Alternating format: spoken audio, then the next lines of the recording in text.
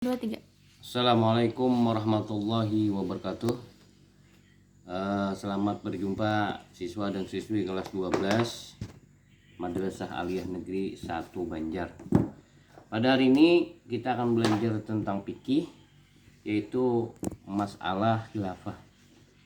Khilafah adalah suatu kepemimpinan secara Islam yang dilaksanakan oleh Rasulullah SAW, sahabat, tabi'in dan tabi'it tabi'in.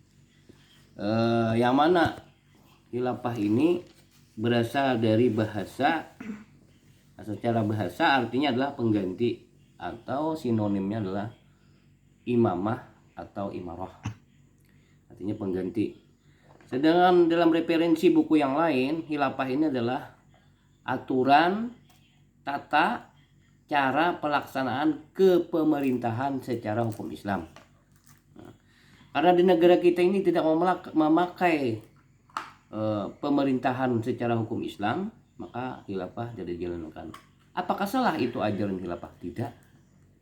Karena ajaran ini diajarkan oleh Rasulullah Shallallahu Alaihi Wasallam. Tujuan pembelajaran ini, kalian diharapkan mampu menyebutkan pengertian khilafah, tata cara, dasar-dasar khilafah, dan tata cara bagaimana cara pengangkatan khilafah. Jadi khilafah itu adalah pemimpin yang kepemimpinan atau ketatanegaraan itu dicontohkan oleh sahabat dan Rasulullah dan sahabat. Dalam Al-Qur'an berbunyi wa kadzalika tufassilul ayati wa litastabina sabil mujrimin. Dan demikianlah kami terangkan ayat-ayat Al-Qur'an itu supaya jelas jalan orang-orang yang saleh dan jalan pula orang-orang yang berdosa. Hukum membentuk khilafah. Kaum muslimin secara berdasarkan ijma ulama bersepakat bahwa hukum mendirikan khilafah itu adalah fardu kifayah. Artinya ada orang yang menginginkan pemerintahan secara khilafah tapi tidak boleh mengganti ideologi. Karena kita ini bukan negara berdasarkan ke pemerintahan Islam, maka kita ini pemerintahan berdasarkan Pancasila. Jadi khilafah itu hanya sekedar wacana, dan bagi yang melaksanakannya tentu harus sesuai tentang aturan atau ajaran.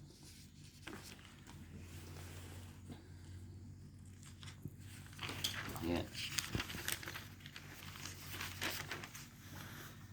Tujuan khilafah secara umum adalah mewujudkan kehidupan masyarakat yang adil dan makmur, sejahtera, lahir dan batin, memperoleh ampunan dari Allah Subhanahu wa taala yang berdasarkan kepemimpinan Rasulullah, sahabat. Secara khusus tujuannya adalah pertama, melanjutkan kepemimpinan agama Islam setelah Rasulullah. Berupaya untuk memelihara keamanan dan ketahanan agama. Yang ketiga, mengupayakan kesejahteraan lahir dan batin. Dan keempat, mewujudkan dasar-dasar khilafah atau kepemerintahan secara Islam. Sampai-sampai peraturan pun secara Islam. Dasar khilafah yang pertama adalah tauhid. Artinya mengesahkan Allah Subhanahu wa taala. Dasar yang kedua adalah persamaan derajat. Tidak ada perbedaan apakah itu orang Islam, apakah itu orang Kristen, ataukah orang Yahudi. Tidak ada perbedaan.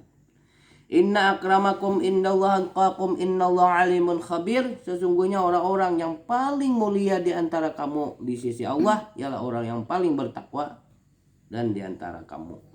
Jadi tidak ada kasta, tidak ada perbedaan, semua sama di dalam hukum.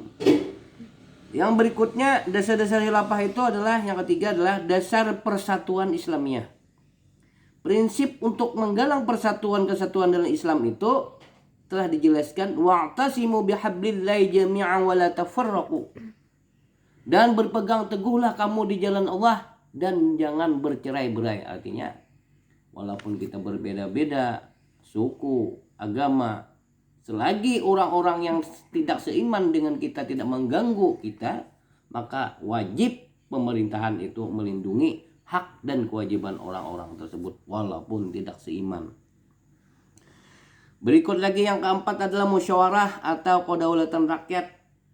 Allah menjelaskan wa amruhum sural baitahum. Sedangkan urusan mereka itu dengan musyawarah. Segala urusan itu dengan musyawarah. Artinya musyawarah untuk mufakat, untuk mencari solusi. Oh, siapa yang rencana akan mengganti khalifah ini setelah ini. Bukan sistem kerajaan yang sistemnya monarki.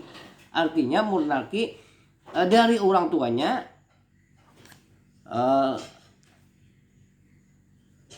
stop